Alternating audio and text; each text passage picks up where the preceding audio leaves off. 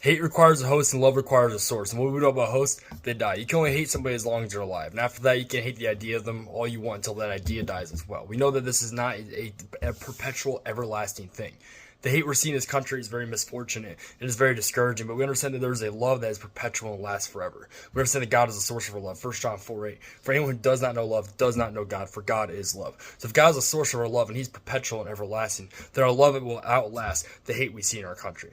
But we have to understand this concept, guys, of how crucial it is right now to love one another, even our adversaries, in these dark times. I'm seeing so many hate comments from both sides. People hating the fact that Charlie Kirk was assassinated, people praising the fact that Charlie Kirk was assassinated, people hating one another. Who cares about the politics in this instance, okay? Our country is going to be continuing to be divided. Let's reunite with love. Love is the root of everything good in this world, because love is God, and God is the root of everything good in this world as well. So we need to rise up, and we can't be ashamed of the gospel of Jesus Christ, like called in Romans 1:16. Present this gospel truth of love by loving one another. Because you can speak a lot louder through actions than you ever can your words, and we should absolutely be preaching the gospel message of Jesus Christ. That way people will understand the gospel message, repent of that. But if we're not loving one another, and we're not being committed to this faith that we have claimed, then we're going to lead people away from the church, because it's this lukewarm Christianity that is completely tearing apart the church, guys. I'll be completely honest with you. If you don't believe me, read Revelations 3. It talks about that.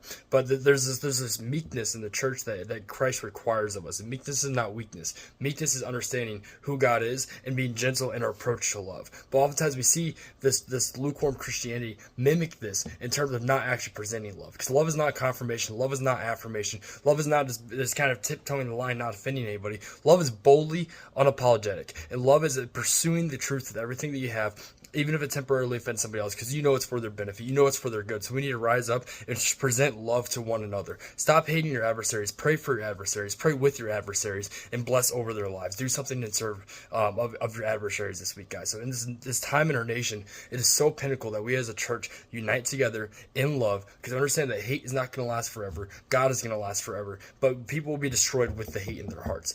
And we understand that 1 John 3:15, I believe, it talks about how anyone who hates his brother is a murderer. Murderers do not have any spot in the kingdom of heaven. So unless we're repenting of this hate and helping people understand the hate in their own lives and how critical it is, how crucial it is to repent of that, that's not a loving action for not taking measures towards that. So guys, I encourage you to love one another this week. I encourage you to be bold for the gospel of Jesus Christ.